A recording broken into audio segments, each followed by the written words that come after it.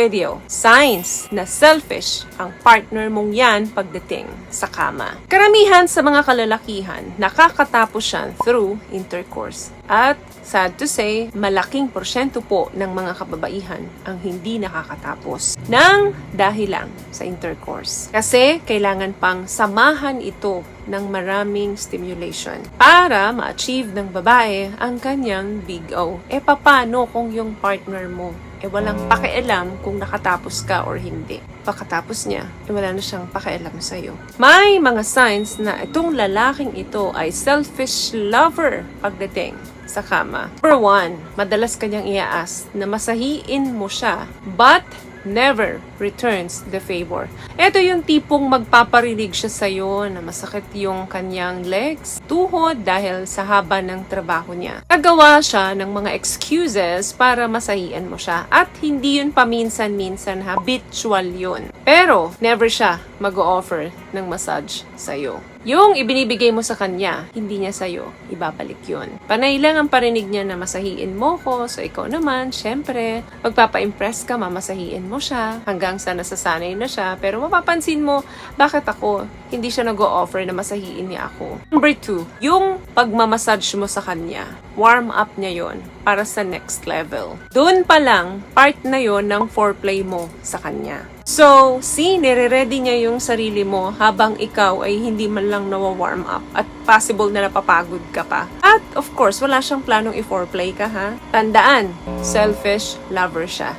So, kailangan siya yung ipamper mo, masahiin mo. Possible na may lube na dala yan para hindi na siya mag-extra work sa'yo. Wala siyang pakialam sa'yo kung mag-wet ka, kung dry ka, may lube siya. Hindi niya na kailangan magtrabaho pa. Number 3, mas madalas kang bumababa. Sabihin niya sa'yo, baba ka pa. Tagalan mo pa. Pero, siya, hindi niya gagawin sa iyon. At ang worst dyan, kapag ka tinanong mo siya na gawin niya ito sa'yo, magbibigay siya sa'yo ng mga excuses na hindi niya gusto yon. Hindi mo naman siya pwedeng pilitin kasi nakakababa ng pagkababae yun. Kaya, magtitiis ka na lang. What I love about this product, itong No More Dark Secret ng K-Skin, bukod sa may advanced whitening na siya na kung saan pwede niyang matulungan na pumuti yung mga singit-singit mo, moisturizing, meron siyang anti-irritation, antibacterial, maintain healthy pH level. Hindi lang pambabae, meron din po tayong panglalaki. Another thing, ito yung major sign na talagang selfish siya pagdating sa kama. Mas prefer niya yung mga S position na hindi na siya magtatrabaho.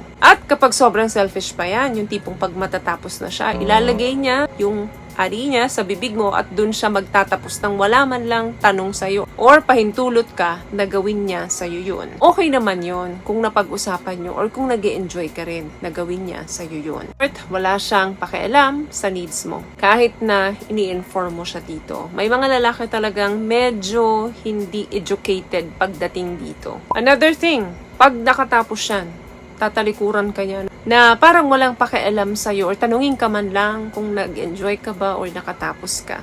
Mamalayan mo na lang, tulog na.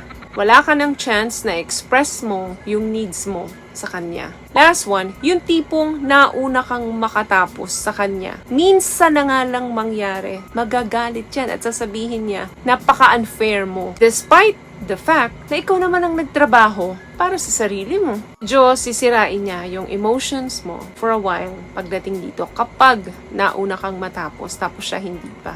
Hindi niya yun matanggap, maiinis yan sa'yo. Alam niyo girls, kapag ka ganito, get away from him. Bago ka pa mahulog ng gusto sa kanya at maging sobrang seryoso na yung relasyon niyo. The point na wala ka nang pakialam kahit na deprive ka pagdating sa sex. Kasi asahan mo kung sa una nga ganyan na siya, lalo na pag tumagal yung relasyon niyo. Ang hirap nun kasi para kang slave sa relasyon. So, habang may chance pa, get away from him.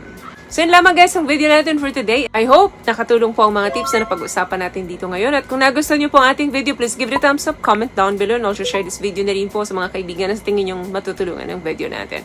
Once again, palagi po kayong mag-iingat at palagi po kayong manalangin.